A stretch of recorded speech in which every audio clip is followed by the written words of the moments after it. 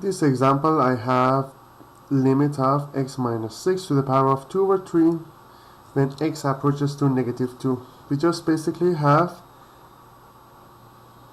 limit, solving limit by substitution. So we have negative 2, negative 6 to the power of 2 over 3, or negative 8 to the power of 2 over 3. So I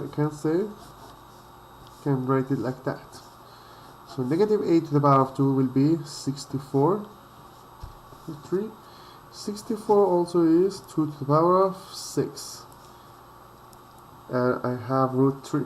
So 2 to the power of 6 divided by 3 will be 2 to the power of 2 or 4. The answer will be 4. Next one is limit of square root of x plus 3 when x approaches 2. So it will be 2 plus 3. It will be square root of 5.